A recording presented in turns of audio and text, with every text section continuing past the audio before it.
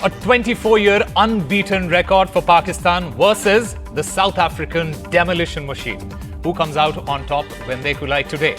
Hello and welcome to Turning Point. I'm Usama Shab. Pakistan have not lost to South Africa in a World Cup since 1999. This is probably the only positive for Pakistan as they go head-to-head against South Africa.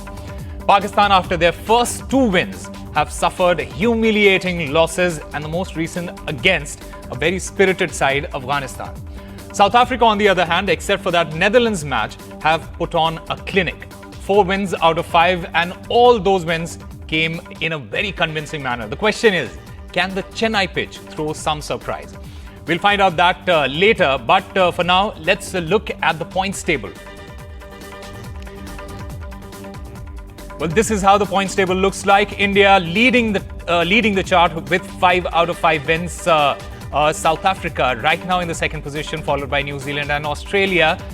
Sri Lanka, with that win last night against England, have moved up to 5th position. Pakistan, who are currently in the 6th position right now, if they go on to win this match, they will be on 6 points. A very crucial match for Pakistan to basically upset the order in the points table and literally open that points table for at least 1 or 2 teams, including Afghanistan, who are also at 4 points, sitting just below Pakistan. Bangladesh, England and Netherlands, all these 3 teams are in the bottom with only 1 win out of their 5.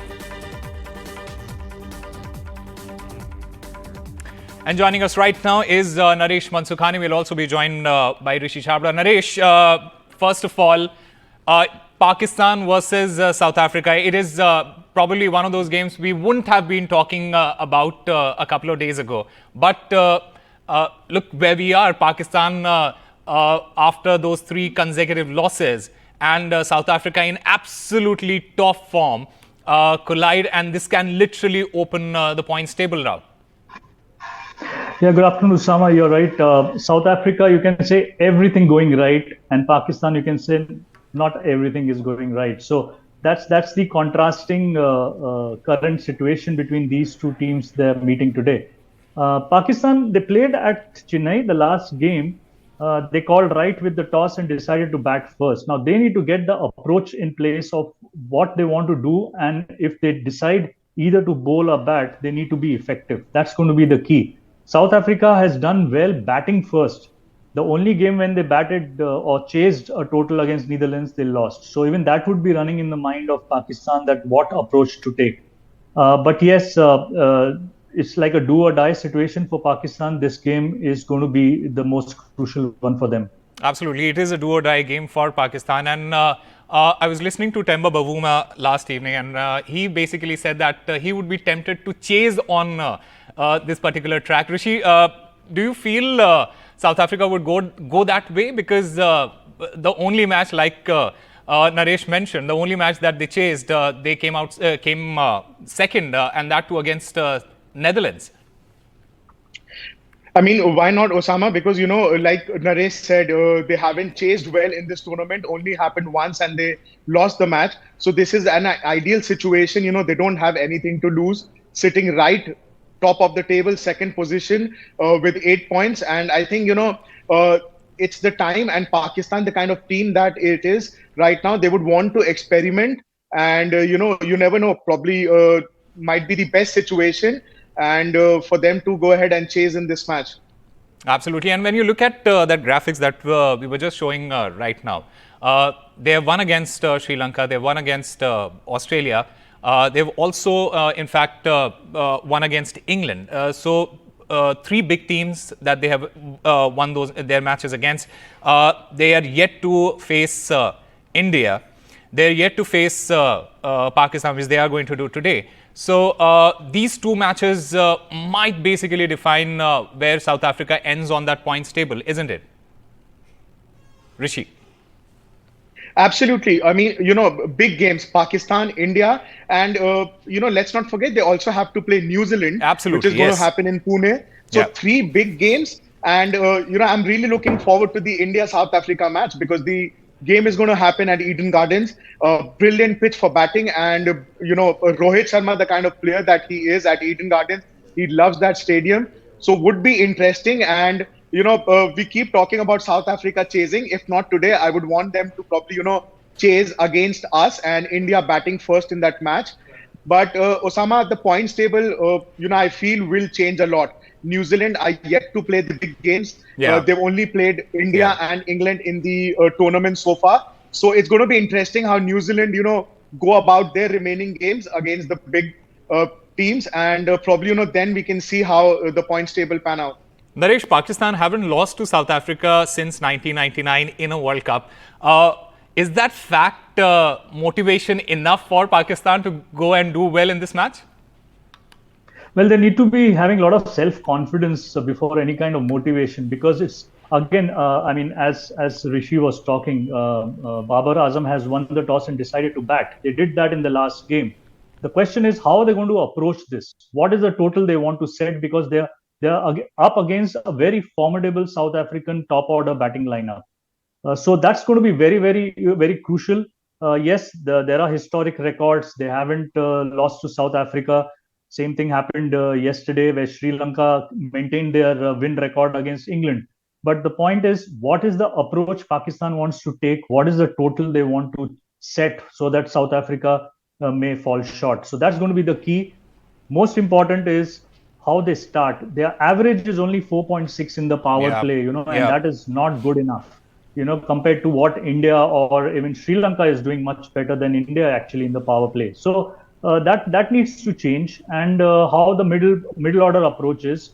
And the most important is going to be who are the bowlers who will defend a total. The bowlers are not getting the wickets. Afridi is not getting wickets in the power play. So there are a lot of challenges, but they need to set it right in this one game. You are absolutely right. And talking about Shaheen Shah Afridi, he hasn't fired for Pakistan in the way that they would have imagined. Rishi, have the batters found a way to negotiate him in this World Cup, in this tournament? Do you feel that? Batters, able to negotiate him, and also I believe, he hasn't got the help from the pitches that Pakistan have played on, because we saw that Pakistan requested that they want to play Afghanistan in Bangalore, and then if Australia game can be moved to Chennai, which never happened. So it was clear that that the pitch conditions, the conditions in both the cities were favoring the other way around. But Shaheen Shah Afridi, we've seen how lethal he can be, and it's just a matter of a few overs that can get his confidence back up.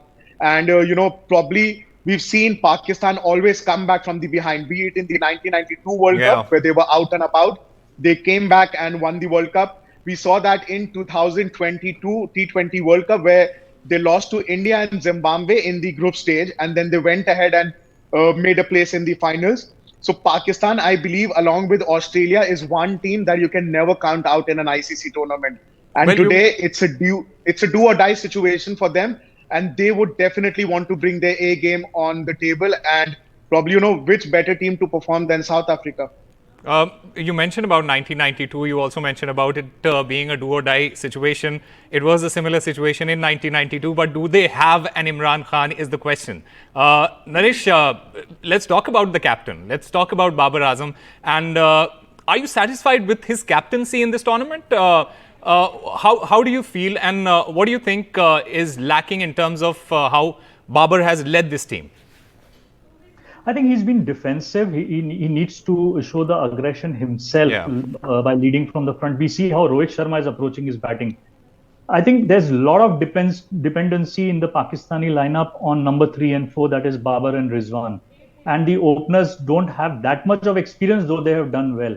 So I think that is what is keeping Babar behind, and he's a bit defensive. At the other side, what Rishi was saying, the entire dependency is on Afridi with the new ball, but who is his partner at the other end, and they are falling short there. There's wicket-taking ability is not there. Hassan Ali, or even if Rauf comes into bowl.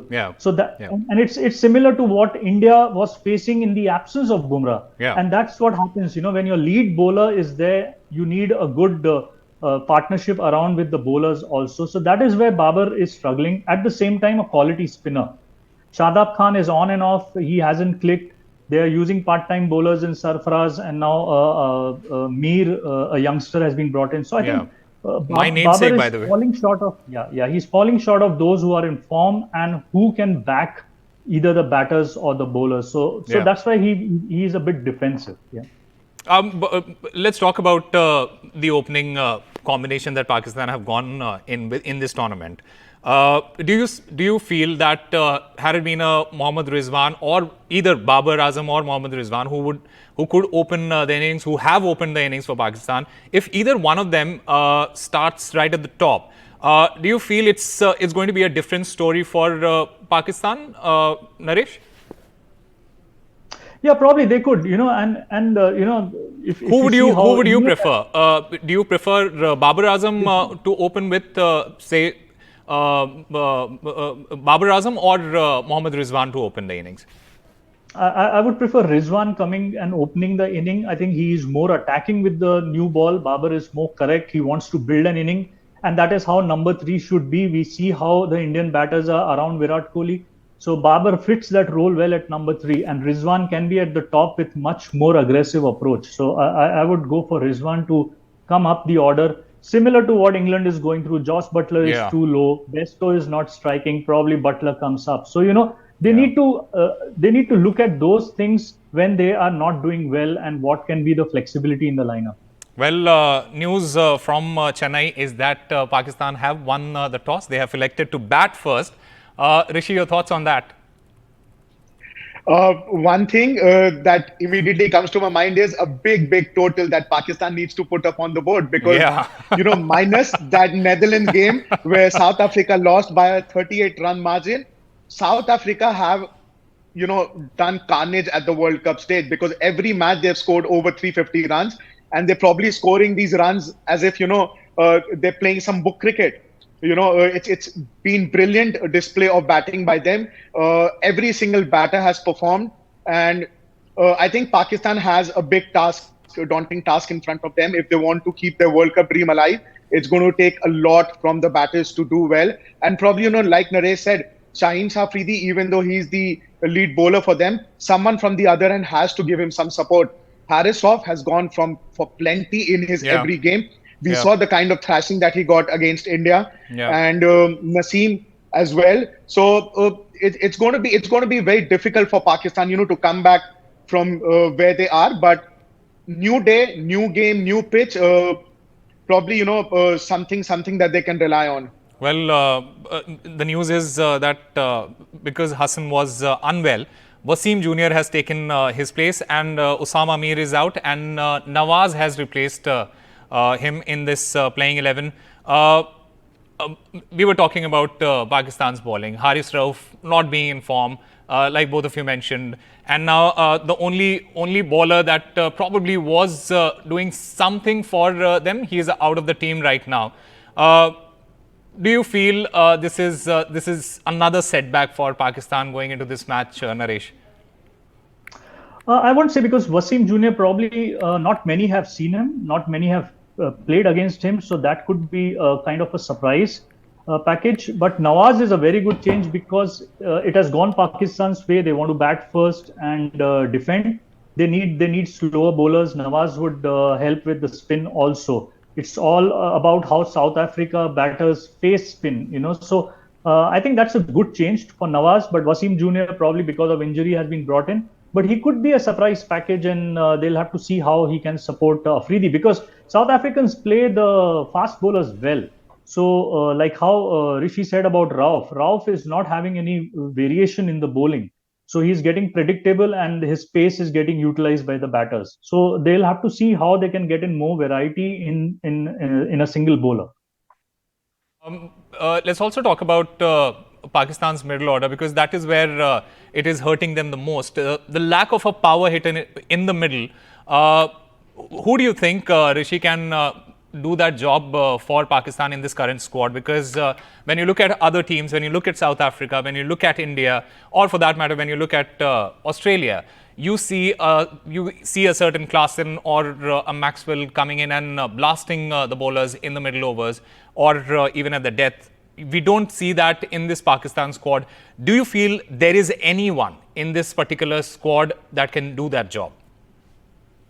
I mean, if Pakistan don't play around with their opening slot, and if Rizwan and Babar Azam come down the order, and then you have Shadab Khan, and then Iftikhar Ahmed, so I believe these two can probably go ahead and play that kind of an innings, like a Glenn Maxwell kind of a knock.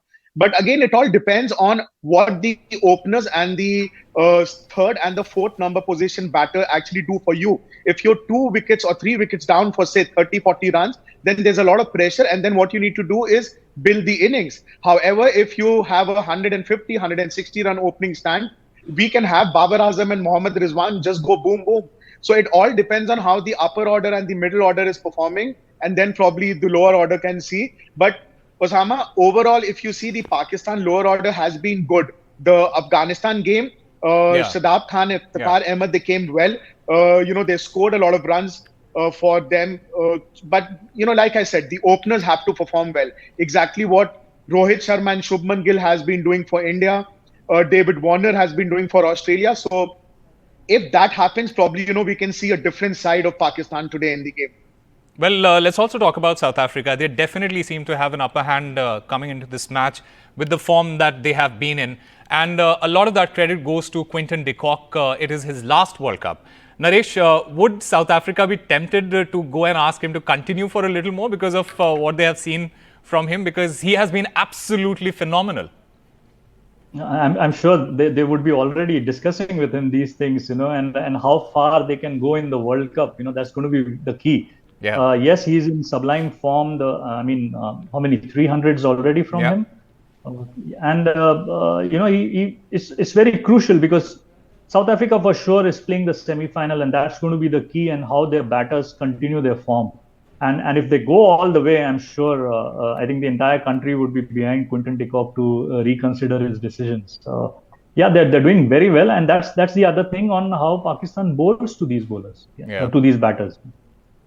Rishi, Henrik Klaasen, is he the best finisher in the World Cup? Osama, before I come to that, I would also like to add, Quinton de Kock, I definitely want him to continue. The next World Cup in 2027 is going to happen in South Africa. Yeah. Home conditions for him. He's in his early 30s. So another reason for him, to come back and continue with ODI cricket. But coming to your question, I think he's been brilliant throughout the tournament. The kind of knocks that he's played, the strike rate, the way he's, played the bowlers around. I think we don't have a better finisher than him in ODI cricket, I believe, especially in this World Cup. So, South Africa, I feel, is one team that everyone has to look out for. Yeah. And I've been saying this from day one that I'm hoping India-South Africa World Cup final. You never know, it might come true given how these two teams are playing right now. But India-South Africa, Calcutta, I'm really looking forward to that game because that will actually give us some direction as to, which team we play in the semi-finals and probably who will make it to the finals from there on. All right, quickly from both of you, who are your top four from whatever that you have seen so far? Who are the top four teams for you? Naresh, let's go with you first. Well, those who are currently on the table, it will just move a bit. India, South Africa, New Zealand, Australia. Okay. And Rishi, for you? Same as Naresh said, the four teams that are in top, India, New Zealand, South Africa, and Australia. Again, in which order, we're not really sure because, like I said, New Zealand have some really crunch games to play against some big teams. So that can probably mess up the table here and there. But these four are looking pretty good to make it to the semi-finals. All right. A jittery Pakistan going up against a formidable South Africa for that crucial 2 points and maybe, just maybe, try and change the fortunes for the Pakistan players. Gentlemen, thank you very much for joining us on the show.